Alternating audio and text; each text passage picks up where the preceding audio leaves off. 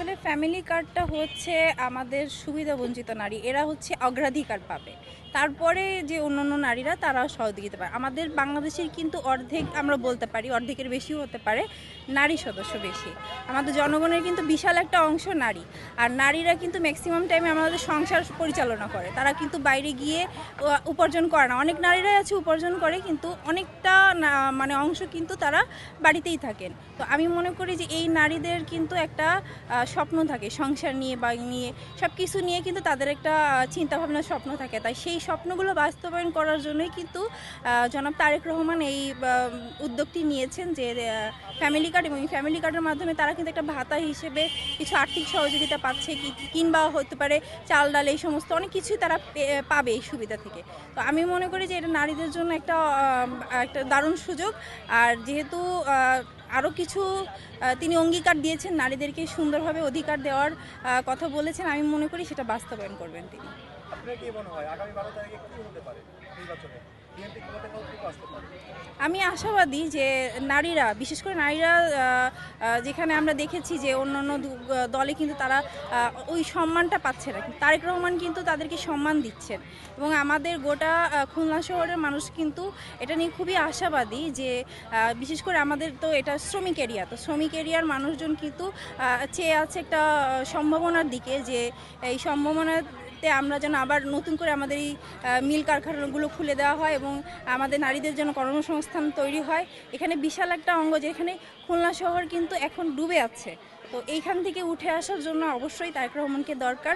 তিনি তারুণ্যের নেতৃত্ব দিতে প্রস্তুত সবসময়, এবং তারুণ্যের মতামত সবসময় তিনি গ্রহণ করে কাজ করতেছেন। আমি আশা করছি যে তিনি আগামীতে এটা বাস্তবায়ন করবেন। আজকে তো উনি খুলনাতে এসেছিলেন, ওনার কাছে আপনার প্রত্যাশা নাকি?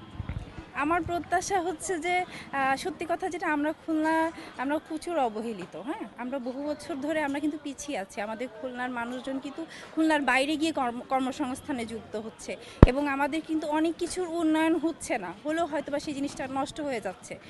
তো এই জায়গাটা থেকে আমাদেরকে বের হতে হবে। আমি আশাবাদী যে তিনি যে প্রতিশ্রুতিগুলো দিয়েছেন এখানে এসে, তো আমি চিন্তা করি যে এই জিনিসগুলো তিনি পূরণ করবেন। আমাদের খুলনা আবার আগের মতো সচল হবে এবং গমগম করবে মানুষজন।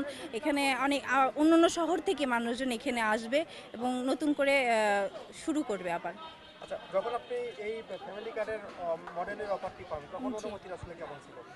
আসলে সত্যি কথা যে এটা হচ্ছে বিভিন্ন জায়গা থেকে ছবিগুলো কালেক্ট করে দেওয়া হয়েছিল। আমি আসলে আশা করিনি যে আমি এখানে সুযোগটা পাবো। হ্যাঁ, আমি অনেক জায়গা থেকে এই ছবিগুলো বিভিন্নভাবে র্যান্ডমলি পাঠানো হয়। তবে আমি পরবর্তীতে জানতে পারি যে আমি এই ছবিটার জন্য যোগ্য নির্বাচিত হয়েছি। তো আমার ওখানে অনেক খুব খুশি লেগেছে, এবং এটার সাথে আমার কিছু লিখিত বিষয়ও ছিল, যে তারা আমাকে এটা সুন্দরভাবে, যে আমি এটাতে আমার কোনো প্রবলেম আছে কিনা বা এরকম কিছু আছে কিনা, এটা তারা জেনে তারপরে আমার এটা ফাইনাল করে। তো এই জিনিসটার জন্য আমি আসলে নিজেকে খুব ধন্য মনে করতেছি, যে এরকম একটা জিনিস যেটা ভবিষ্যতে মানুষের হাতে হাতে থাকবে, মানুষের একটা স্বপ্নের জিনিস, তো সেটা যদি আমার হাত দিয়ে শুরু হতে পারে, তাহলে আমি আসলে নিজেকে ধন্য মনে করি।